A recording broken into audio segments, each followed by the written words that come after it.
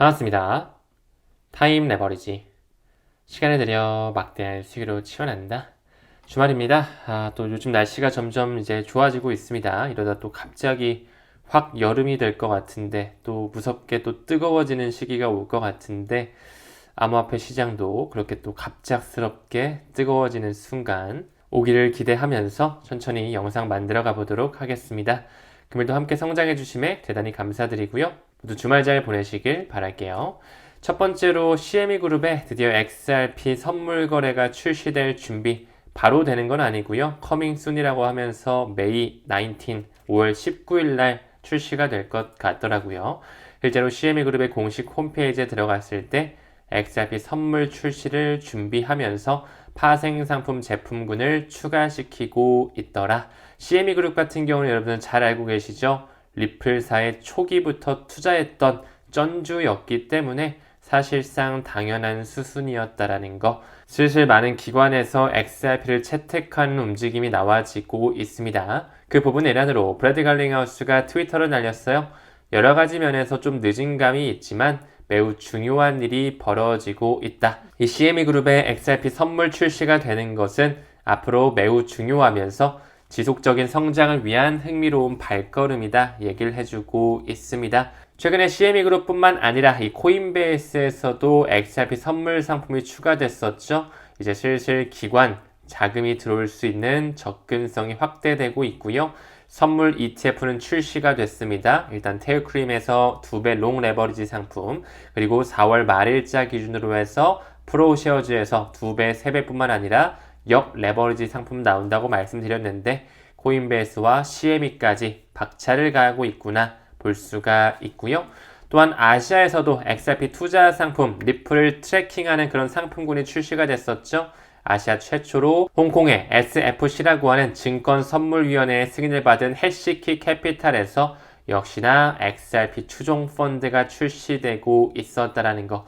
이제 전문 투자자들이 XRP를 직간접적으로 구매할 수 있는 여러 가지 파이프라인이 생기고 있다. 이렇게 크게 바라봐 주셨으면 좋겠고요. 그만큼 기관의 수요가 많다는 걸 반증할 수가 있겠죠. 이를 대응하기 위해 많은 자산 운용사 캐피탈에서 움직이고 있다는 거. 투자 집행에 참고해 주셔도 좋을 것 같습니다. 또한 일본 시장에서 XRP가 지원되는 움직임 또한 나와지고 있거든요.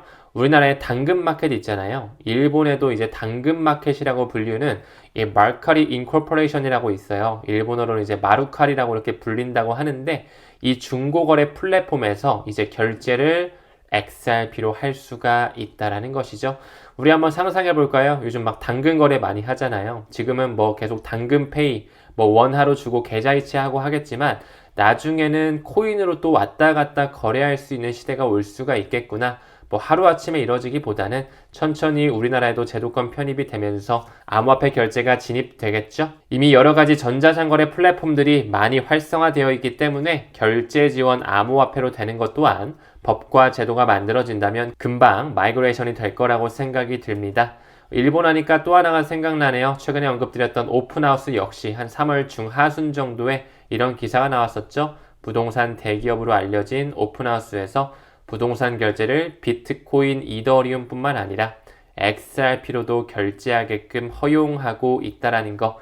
일본의 움직임이 범상치 않다라고 말씀드렸고 올해 10월까지 오사카 엑스포 진행이 되며 XLS20 메인넷을 통해 NFT 굉장히 많이 펼쳐진다라고 말씀을 드렸습니다. 사실 XRP뿐만 아니라 여기 나와 있는 것처럼 솔라나와 도지코인까지 지원되고 있다라는 거 참고적으로 봐주시면 좋을 것 같아요. 앞서 언급드린 이런 회사, 이 전자상거래의 움직임만 미루어 보더라도 정말 이 부동산 자체도 코인으로 살 수 있는 시대, 그 RWA라고 하는 시대가 조금씩 준비되고 있구나 이런 걸 좀 느낄 수 있을 것 같고요.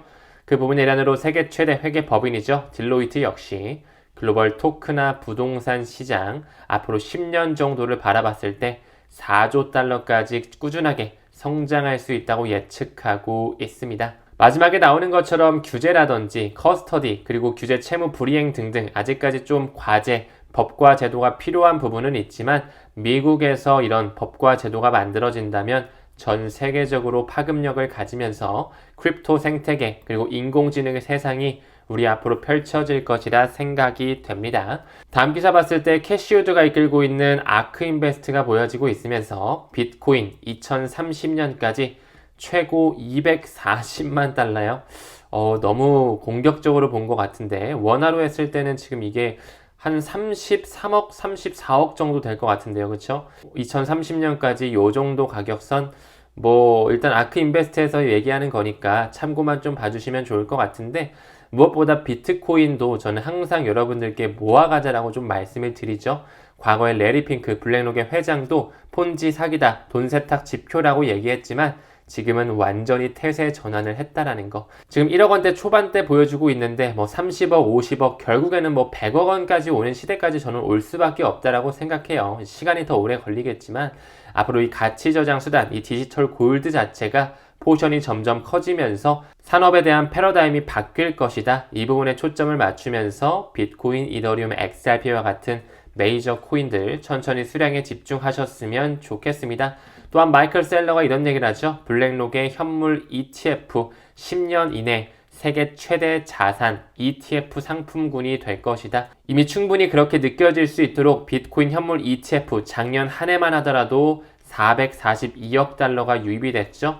이 실물 금의 경우 330억 달러 유입되는데 20년이 걸렸다면 비트코인은 그걸 추월하는데 1년 정도밖에 안 걸렸다는 걸 미뤄본다면 큰 4차 산업혁명의 패러다임 중에 블록체인을 빠뜨릴 순 없다라고 생각을 합니다. 지금 현재 마이클 셀러가 이끌고 있는 스트래티지뿐만 아니라 제2의 마이크로 스트래티지라고 해서 여러 가지 샘러 사이언티픽이라든지 일본의 메타플래닛이라든지 여러 회사들이 지금 스트래티지를 벤치마킹하고 있는데요. 최근에 소프트뱅크와 테더사, 비트파이넥스 그들이 또 하나 합작 회사를 만들면서 제2의 비트코인 재무회사를 만들어가는 과정에 있다라는 거, 이 친구 역시 확정된 미래라는 것을 알 수가 있습니다. 새로운 금이라고 봐주시면 되겠죠. 또한 달러의 주인장이라고 일컬어지는 시티그룹에서 스테이블코인 2030년까지 2조 달러까지 성장 가능성을 열고 있고요. RLUSD, USDC 이 두 가지의 스테이블코인은 앞으로 미국에서도 더더욱 확장되면서 성장될 것이라고 생각하고 있습니다. 또한 시티그룹이 이런 얘기도 하고 있죠. 올해 금융 공공 부문에서 챗 GPT가 지금 많은 분들이 쓰고 계신 것처럼 블록체인도 도입이 전망되고 있다.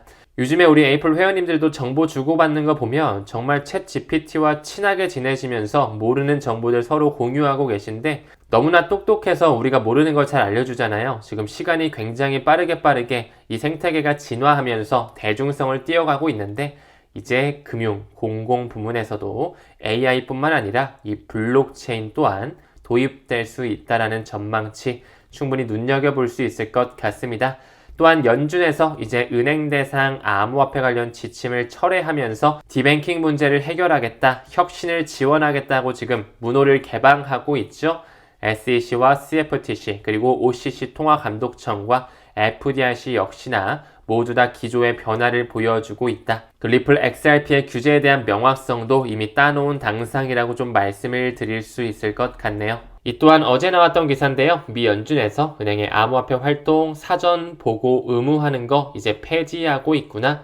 그들이 SAB 121 회계 지침 폐지했고요. 스테이블코인 법안이죠. 지니어드 액트와 스테이블 액트 점점 준비, 박차가 가해지고 있고요. 결국에는 FIT 21 법안 21세기 금융혁신 법안 또한 하원뿐만 아니라 상원에도 통과가 되는 시기 다가오고 있다고 생각이 듭니다. 다음 기사 봤을 때 SEC, 그레이스케일의 폴카닷과 HBA, 헤데라에 대한 현물 ETF 심사 기한을 연장하고 있습니다. 이런 자산 클래스도 뒤에서는 ETF가 준비되어지고 있다라는 거 포트폴리오 분산하기에 매우 좋은 자산이라고 생각이 들고요. 도지코인도 ETF가 또 뒤에서 준비되어지고 있고 최근에 수위가 또 ETF 신청이 되면서 굉장히 좋은 흐름을 보여줬던 것 같습니다. 아무쪼록 이 친구들은 지금 상장 거래 제한에 대한 심사를 6월 11일까지 연기하고 있다. 아직 SEC에서 신청 자체를 받아주지 않은 것이죠. 일단 6월달 안쪽으로 블랙록이 솔라나라든지 XRP, 라이트코인과 같은 이런 메이저 코인 먼저 신청을 할 필요가 있지 않을까 생각을 하고 있습니다. 다음 기사 봤을 때 A16G, 앤드리슨 호로이츠 나오면서 그 크립토 법률 고문이 XRP는 네트워크 토큰이다. 의심할 여지가 없다라고 얘기하고 있는데요. 제가 어제 영상에서도 언급드린 것처럼 테크룸의 CEO, XRP는 타의 추종을 불허하는 유틸리티, 가장 큰 코인이 될 것이다. 그들은 어느 정도 정답지를 알고 있겠죠? 그 리플사가 특수한 목적으로 국경 간 결제를 하기 위해 만든 네트워크가 바로 리플넷이라고 말씀드렸고요. 거기서 소각되며 활용되는 유틸리티 코인이 우리가 지금 투자하는 XRP 코인이다. 이 앤드리슨 호로이치 역시 CME 그룹과 마찬가지로 리플의 초기 투자자, 인베스터 목록에 어깨를 나란히 하고 있다라는 걸 미뤄본다면 그들 역시 정답지를 알고 있다라고 생각을 합니다. 아직까지 시장 자체가 좀 지지부진합니다. 힘들 수 있겠지만 2025년 이제 4월달 마무리 과정에 있고 아직 많이 남아있다. 즉 오를 수 있는 시기 충분히 나올 수 있다라고 저는 생각하고 있기 때문에 긍정적으로 공부하면서 투자하셨으면 좋겠고요. 여러분들께서 열심히 공부하면 할수록 진정성 있게 학습하면 할수록 장기적으로 가져갈 수 있는 내공과 인사이트가 생기시면서 꾸준하게 이 친구에 대한 수량을 모아갈 수 있을 거라 믿어 의심치 않습니다. 모두 주말 건강하게 잘 보내시고요. 오늘 영상도 끝까지 시청해 주심에 대단히 고맙습니다. 우리는 모든 면에서 점점 더 좋아지고 있습니다. 감사합니다. 성투합시다.